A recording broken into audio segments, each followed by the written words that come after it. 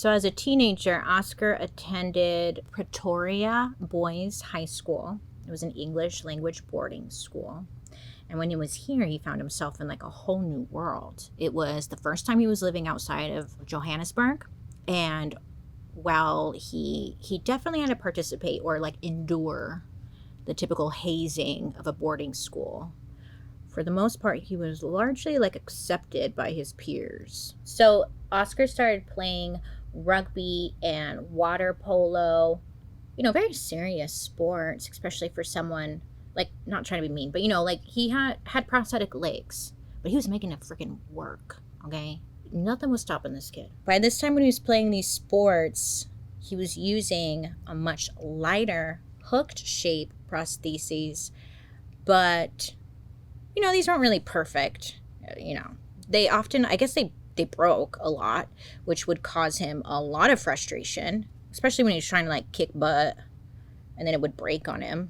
Then at the age of 15, Oscar experienced another life-altering event. His mom ended up passing away following like complications from a hysterectomy.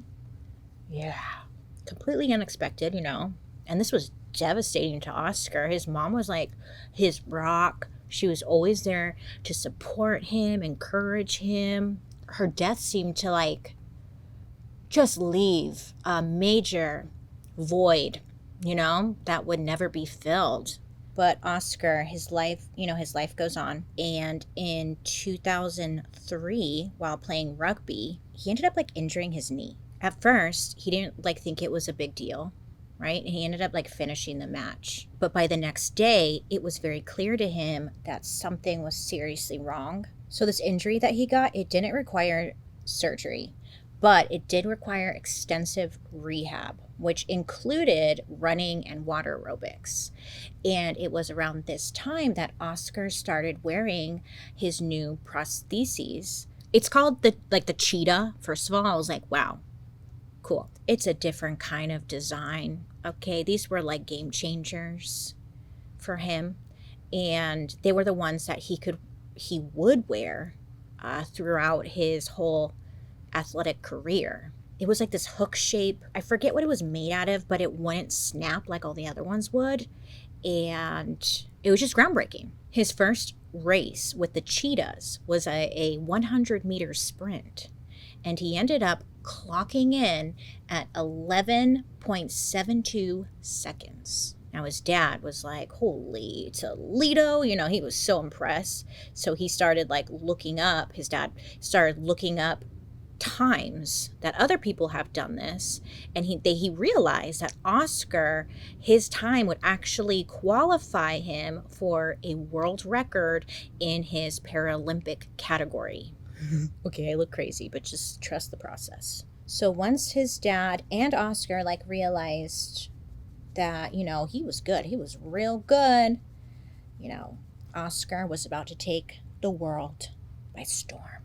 So after this first race, I think Oscar, he had a goal now. He had a goal. So he threw himself into intense training. He ended up qualifying for the 2004 Paralympic Games in Athens, where he ended up winning silver in the 100 meters. He won silver. And then he got gold in the 200 meters. So he set a new world record. Do you know how hard that is to do? Yeah, you know how hard it is to do. Like, what? This guy? He did.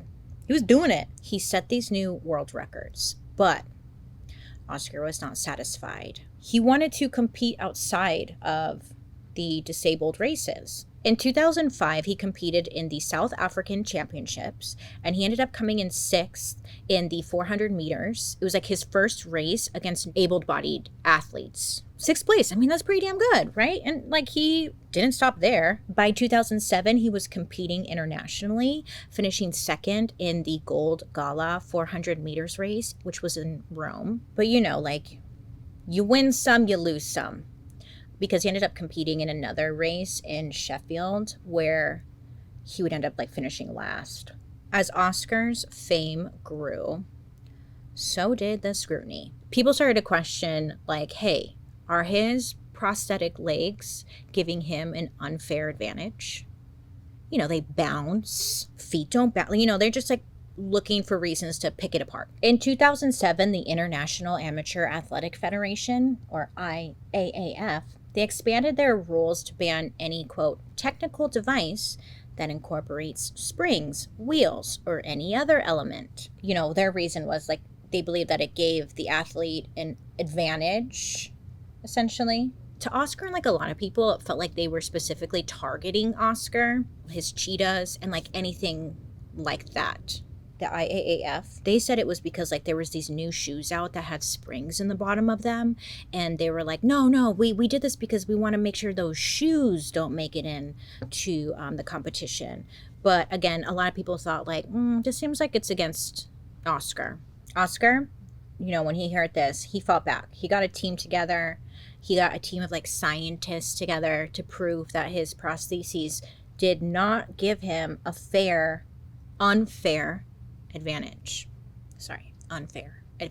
So the ruling was essentially overturned, which would allow Oscar to compete. But the controversy really never died down. Like people really thought like it was truly unfair. So despite, you know, the ongoing debate, Oscar made history in 2012 by qualifying for the 400 meters and the 4x400 relay at the Summer Olympics in London.